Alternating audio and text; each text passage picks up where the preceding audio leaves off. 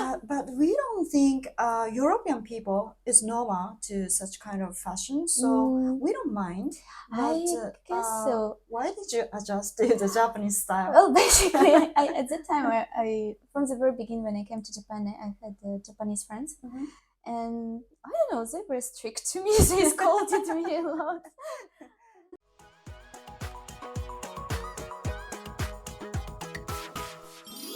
Hello everyone, this is Kanako Yamao, immigration lawyer. Today I'm inviting my guest, Arina-san. Thank you very much for inviting me.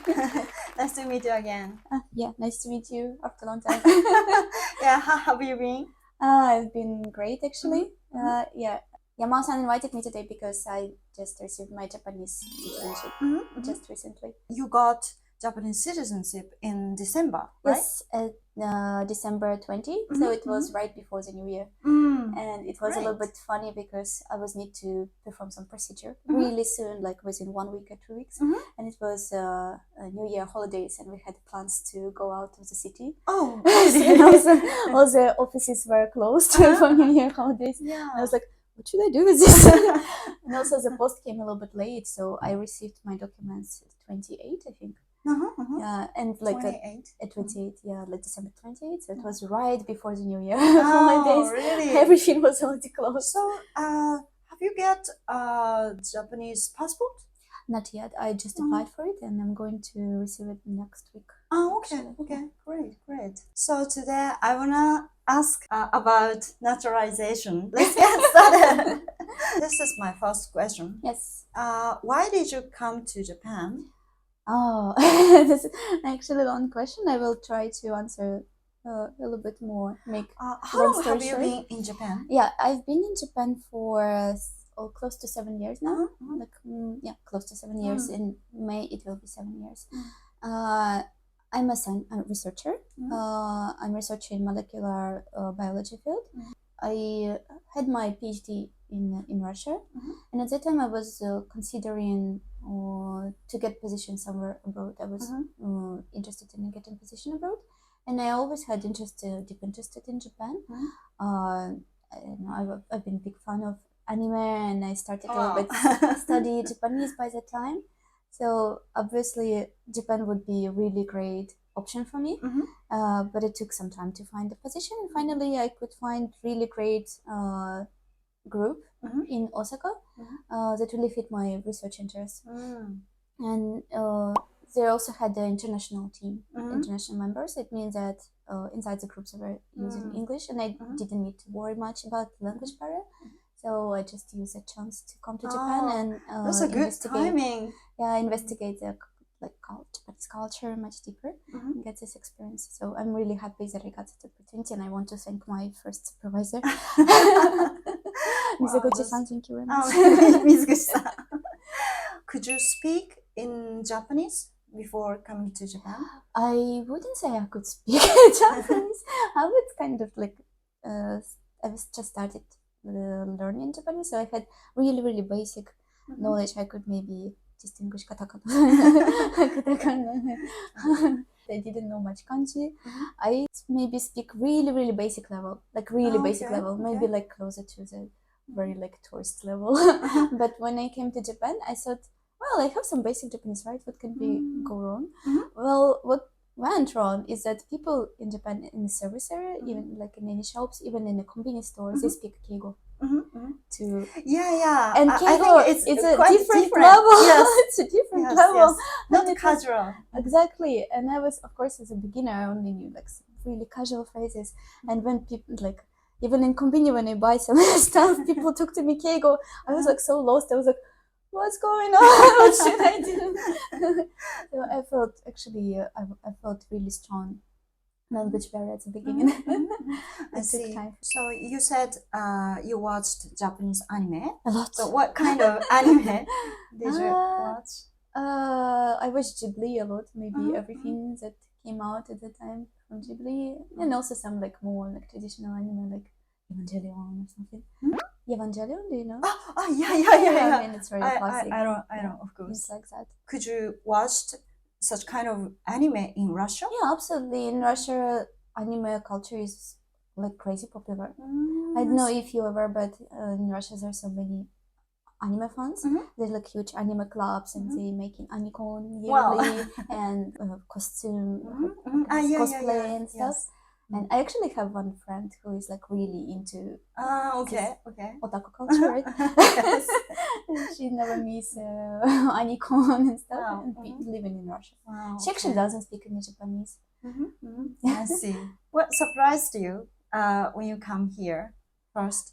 Yeah, you mean like expectation and reality? Yes.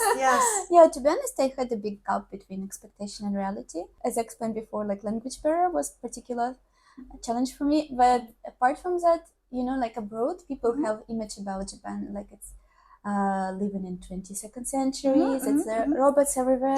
Everything is super automatic. Kind of Doraemon. Right.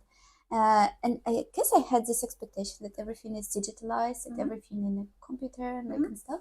But I was surprised that even comparing to Russia, Japan is less digitalized. Like for example, you pay by cash everywhere. Yes.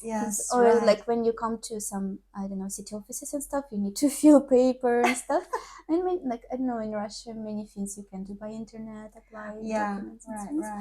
So this was a little bit surprising for me. I mean, it's not that much different, but it's a little bit different from my expectation. Just what else? Yeah, I think in this kind of situation, Japan is really aging society. Yeah, and, I guess so. We don't use digital technology so much, and because it will be difficult for most of the majority of people go to travel and they go to tourist agency. I don't know anybody who would go to tourist agency in Russia. It's just like, go to internet and do everything yourself in 5 minutes, right? I mean, like of course many people here do the same, but many people just go to tourist agency, pay money for people to do this. I don't understand why. It's just so easy. Also, the other thing that surprised me is Japan very traditional society. How can I explain? For example, traditional roles for men and women are still really strong in Japan. Like, for example, it's common for women to quit job after getting married, right, and become a housewife. Yeah, even but recently it is changing. I feel it's changing, but it's changing now. This is right. Like comparing to Europe or to Russia, pretty much traditional family still. You're right. It was also interesting to know for me. I guess it's also because of aging population, and so people can keep these traditions. Yes, right. And also push them.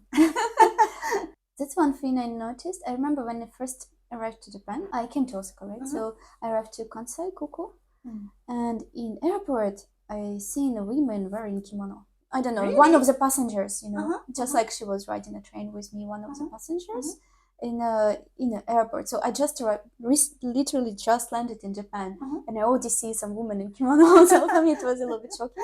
And she wasn't some kind of tourist or something, right? Obviously, she was just Japanese lady. So just she was wearing kimono as normal, like maybe she was going to some event or celebration or something. For me, it was a little bit cultural shock because I was wow, like that. It was my first wow about Japan. And for me, it's interesting that in airport, right? I don't know, but maybe she met someone or went for some event or something. But what I want to say is that in Japan, people often actually wearing kimono for official events or for something. Yes, right. For celebrations, especially for wedding, in New Year events, or something. like birthday and things. And this is great. It's a really great way to keep tradition, and it's also amazing for me, like how modern and traditional is combined in Japan. I feel. Do you wear some traditional wear in Russia? Never. That's the point. Never. I don't think many people realize what traditional wear clothes in Russia look like, or maybe they have wrong concept. I see. It's not really common. Did you have hard time to adjusting Japanese culture? The Japanese culture, yeah, many people ask me about it. It's a funny thing, I didn't really struggle with culture itself, right? For example, like communication way between Japanese people, because Japanese people may be more closed, more reserved.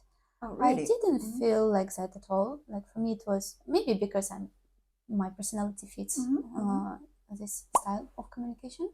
So I didn't feel. I think I adjusted quite quick. communication way in Japan and to social norms, how to behave, I don't know, in train or at work and stuff, to this like social kind of culture, right? I didn't struggle at all. I also didn't have any kind of, like many people also ask me, what about Japanese cuisine? Like it's quite different from European, but in fact I love it a lot. And most of things I can eat, and I really love Japanese cuisine a lot. It's the very fact that in Japan meat is really cheap. It's like makes Japan some kind of paradise for me. That's great. Yeah, you can get fresh fish and fresh meat here for cheap. How about in Russia? Well, chance to have fresh meat? Yeah, obviously, absolutely, yes. Of course, like meat is like you can buy anywhere, and yeah, you can buy good quality meat as well. But it's quite more expensive. I mean, in general, meat is I guess it's the most expensive. Talking to the fresh fish in Russia, it's relatively hard to get good, tasty fresh fish, because Russia is really wide country, and mostly it's really remote, far from sea. Yes. Which city are you born and raised? I was born in Chelyabinsk. It's a really middle, really central Russian area. And after school graduation, I moved to St. Petersburg, and I lived for about 10 years in St. Petersburg, and graduated my university and PhD in St. Petersburg. I see. Yeah, true. Yes. One of the you asked me what was the challenge adjusting in Japan. I wouldn't consider it's a big challenge, right? Absolutely, like European and Russian fashion is a bit different from Japan. Yes. Japan is quite more modest, and women try to close, especially shoulders. Yes. I mean, in Russia, shoulders are completely not considered to be really open. It's just not normal to show shoulders. But in Japan, to show shoulders is dame. And I felt that most of my clothes didn't fit because most of my clothes had open shoulders or like open the back area. So I feel I had to change a lot of clothes. But we don't think European people is normal to such kind of fashion, so we don't mind. But, I guess so. Why did you adjust to the Japanese style? Well, basically, I at that time, I from the very beginning when I came to Japan, I had Japanese friends. And I don't know, they were strict to me. They scolded me a lot. Wow, how could you wear this? It's too open. Did you go to work like that? It's shocking. Like that. So I just felt too much pressure. That's interesting. What the difference between the work system in Japan and overseas? Oh yeah, we have an image about Japan that it's a really hardworking country, and like in Japan there is a notion of a black Kaisha, for example. That well, actually, there are a lot of such kind of companies. Actually, my friends work like that. Like have a lot of overwork time and low salary, or maybe power harassment and stuff. But to be honest, I was really lucky. I never encountered any of this, and in fact, maybe because I'm a researcher. And for researcher, work system is a little bit loose compared to usual office worker. Like even both in Russia and in Japan, I had relatively flexible schedule, so I could come later and leave later. Actually, all this work style is really similar, in fact, for me. So nothing changed much. Wow, that's a good environment for you. Yeah, true. For the holidays, also like there is notion that Japan has really short holidays, but because Japan has a lot of national holidays almost every month, there is at least one day off. So when you combine to your holidays, it's actually pretty enough. I feel it's probably not enough to go travel everywhere, but it's enough like to be fine. Wow. Yes, you are a researcher, so it's a bit different from the such normal office worker. I feel so. Yes. Are there any non-Japanese people in your team? Yes. Actually, when I just came, I was the only one foreigner in my team because my team just like literally was just created. So there was two people and I was one foreigner. And also in the office, there was just like a really few foreigners. Internal language was Japanese? Maybe I could carry just a normal basic conversation in Japanese. But for the work-related meetings, I used English. And my boss, he is really great in English, so I was lucky great. with that. Yes. But lately we hired quite more people in my group, and actually most of my group is foreigners. No, maybe not most. Well, half of my group foreigners. So now we use quite even more English than before. Yeah. So it was really challenging time when you came to Tokyo, right? It was a little bit challenging, yeah, right? Because in Osaka I had I had some few friends, and they really helped me a lot with many things. But when I came to Tokyo, I was completely alone, and I was need to do everything by myself, like to search apartment and make contracts and like build my life here again. So yeah, I had to push more in Japanese than before compared to. I think nowadays you can speak Japanese fluently, right? It's enough for basic things.